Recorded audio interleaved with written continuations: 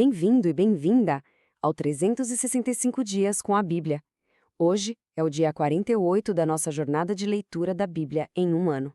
Hoje vamos ler Êxodo 28, Salmo 49 e Mateus 25, versículos 31 a 46. Vamos também refletir sobre os parágrafos 385 a 390 do Catecismo, mergulhando na santidade e no serviço a Deus, no valor daquilo que é eterno e, claro, na seriedade do amor que se mostra em obras. Se hoje é o seu primeiro dia por aqui, aproveite e se inscreva no canal. Bom, a gente começa então no livro do Êxodo, capítulo 28, e aqui, olha, nós vamos mergulhar num mundo de detalhes sagrados. Deus está instruindo Moisés sobre como fazer as vestes de Arão e seus filhos, que vão ser consagrados para servir como sacerdotes. E o fascinante aqui é que cada detalhe, sabe, cada fio, cada pedra, tem um propósito muito profundo que revela a dignidade e a santidade desse ministério.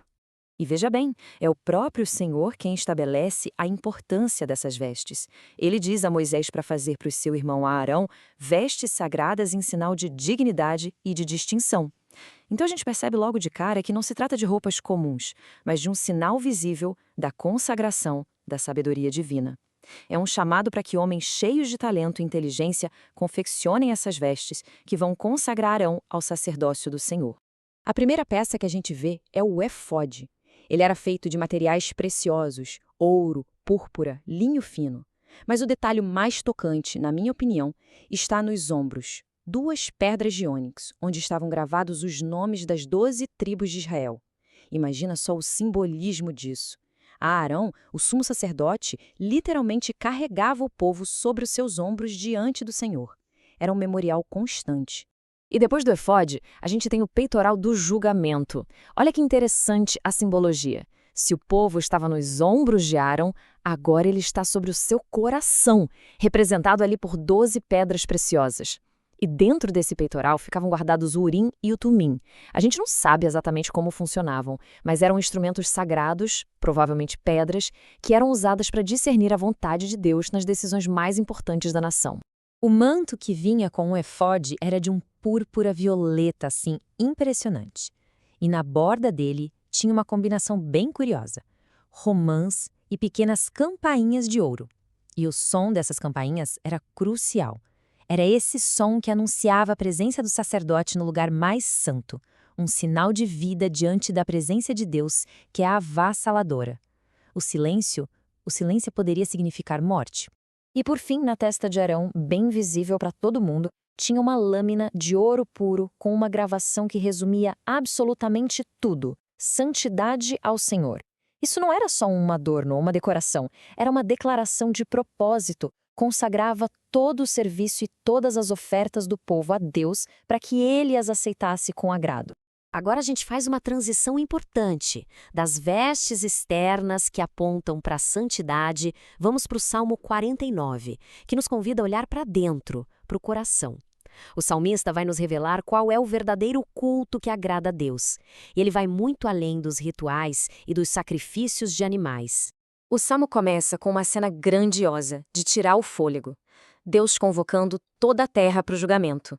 E ele não critica o povo pela falta de sacrifícios não, hein? Ele critica a mentalidade por trás deles. E isso nos leva a uma pergunta fundamental que ecoa até os dias de hoje. O que Deus realmente quer de nós? De que sacrifícios ele de fato se agrada? A resposta de Deus é surpreendente e bem direta. Ele declara: se eu tivesse fome, não precisaria te dizer, porque minha é a terra e tudo que ela contém. Ele não precisa das nossas ofertas materiais, entende? O que ele realmente pede é algo muito mais profundo. Ele diz: oferece antes a Deus um sacrifício de louvor e cumpre teus votos para com o Altíssimo. E a conclusão do Salmo é uma lição poderosa para a vida inteira. A verdadeira honra que a gente pode dar a Deus não está nos bens que oferecemos, mas na atitude do nosso coração. É o louvor que nasce da gratidão, e uma vida que procede retamente é isso que abre o caminho para a salvação de Deus. E essa conexão é perfeita. Do coração que louva, a gente passa agora para o Novo Testamento, para ver a manifestação desse coração em obras concretas.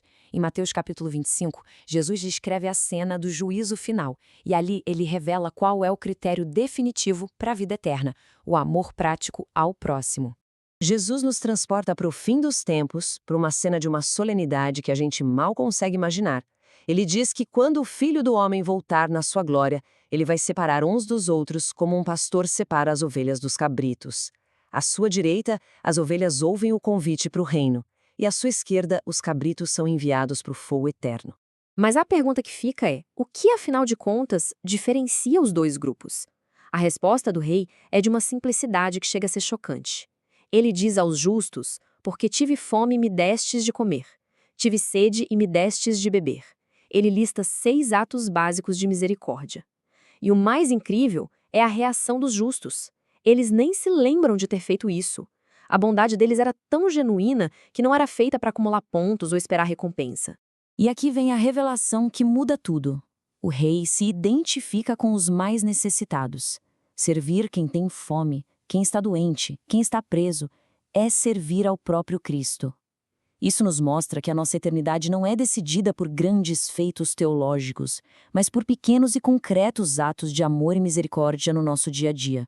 Depois da leitura da palavra, ouvimos agora o Catecismo da Igreja Católica, parágrafos 385 a 390, como síntese da fé vivida e transmitida pela Igreja. E essa sessão vai nos ajudar a compreender a raiz da nossa necessidade de salvação, refletindo sobre o mistério do mal e do pecado.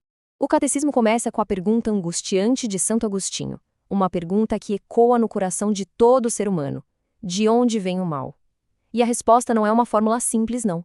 É um mistério que só se ilumina à luz de um mistério ainda maior, o do amor de Deus que se revelou em Cristo, o único vencedor do mal. Para a gente entender a origem do mal, primeiro a gente precisa entender o que é o pecado. O catecismo ensina que ele é muito mais do que um simples erro ou uma fraqueza. Na sua essência, o pecado é um abuso da liberdade. É usar esse dom maravilhoso da liberdade, que nos foi dado para amar, para nos voltarmos contra Deus e quebrarmos a harmonia com Ele e com as outras pessoas. Isso nos leva direto à doutrina do pecado original. O catecismo a chama de o reverso da boa nova. E essa é uma imagem muito poderosa. Pensa nisso como se fossem os dois lados da mesma moeda. De um lado, a notícia triste da nossa condição de queda, que a gente herda desde o início. Do outro, a notícia gloriosa de que Jesus é o Salvador que veio nos resgatar dessa condição. A gente só entende a profundidade da cura quando conhece a gravidade da ferida. Hoje caminhamos por Êxodo 28, Salmo 49, Mateus 25, versículos 31 a 46 e os parágrafos 385 a 390 do Catecismo da Igreja Católica. Vimos como a santidade externa deve refletir um coração que louva e como ambos se manifestam no amor concreto ao próximo. Se esta leitura te ajudou, inscreva-se no canal para continuar conosco amanhã e compartilhe com alguém que precisa dessa mensagem. Nos vemos no próximo dia da nossa jornada.